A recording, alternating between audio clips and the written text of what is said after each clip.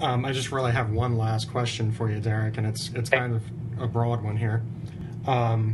But talking about that work and not allowing the sense of voting to give you this sense that you've done something to really use your energies into something more effective.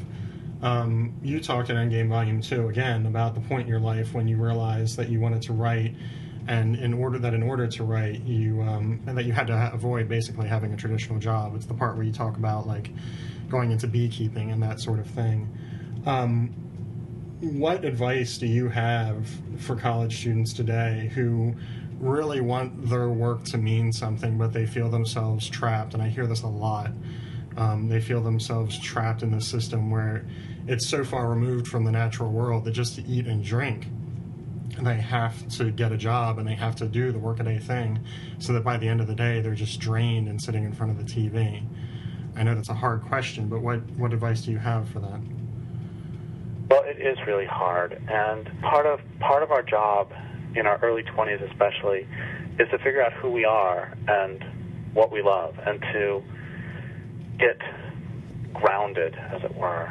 And one of the reasons I can be so prolific is because I spent my 20s, on one sense, doing not a lot of anything, and in another sense, doing some of the most important work of my life and figuring out who I was. And I think it's really important to take that time. And then I always, there are some questions that have really informed my life and that I always say when people talk about what we should do. And the first question is, what do you love and how can you defend it? The next question is, what are the largest, most pressing problems that you can help to solve using the gifts that are unique to you and all the universe? But that doesn't really answer your other question. The other question, I think it's, becoming a writer or becoming an activist. Activism does not pay very well at all. And you, just as with activism, just as with writing, you have to serve a long apprenticeship. And I think one of the problems with the whole system is that, you gotta make money to pay rent, to pay food. I mean, sure, you can talk about dumpster diving or something, but that's not really a long-term solution. And that in itself, that takes energy as well. And to try to live that sort of lifestyle. The point is not to live that sort of lifestyle. The point is to defend the things you love. And it's really difficult. I don't know. One of the advantages I had over a lot of people is I got a scholarship to college, and so I didn't have the crushing college debt. And college was a lot cheaper back when I went too. It was, even had I not gotten a scholarship, I think that my tuition was like $1,200 a semester or something. So the total bill for my tuition for 4 years would have been, 24 times 4 is less than $10,000. And I realize this is $1,983, but it's still a lot less than, I've had people come up to me at my talks and say, I've got $80,000 in debt, which is crushing. And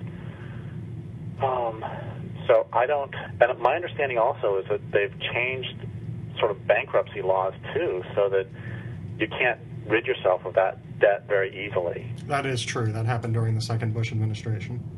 And I don't know how, I wish I had some great advice for people,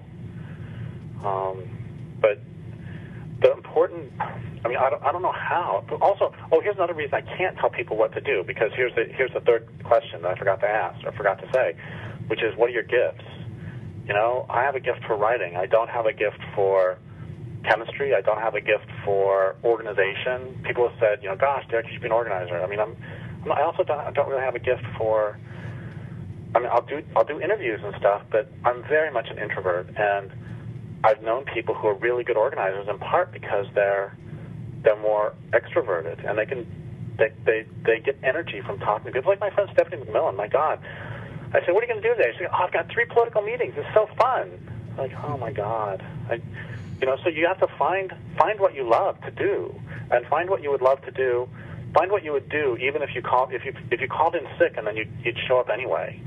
And And then the truth is, though, I'm a firm believer that if you commit to becoming a writer, or if you commit to becoming an activist, other things will fall into place. The universe will conspire to make it possible for you to do it. You just have to make it the most important thing in your life, and you also have to be ruthless about cutting out the things that don't fit with it. And here's another thing, too. I've mentioned this before, that the smartest decision I ever made was when I was in my 20s. And, the problems we're facing are just so huge. I didn't know what to do about them. And I didn't know where to start. I knew that I wanted to do some activism. I didn't know what. And then I just kept getting overwhelmed and discouraged because the problems are so big. So finally, I just said, okay, I got to start somewhere. And I realized I wasn't paying enough for gasoline because, at the time it was $1 a gallon or something, and that nowhere near covers the ecological and social effects of it. So I thought, okay, for every dollar I spend on gas, I'm going to either give $1 to a local environmental organization, not national but local, because they're always starved for money. But I didn't have any money myself. I was making probably, this is the late 80s, I was probably making, $5,000 a year, $3,000 a year, nothing.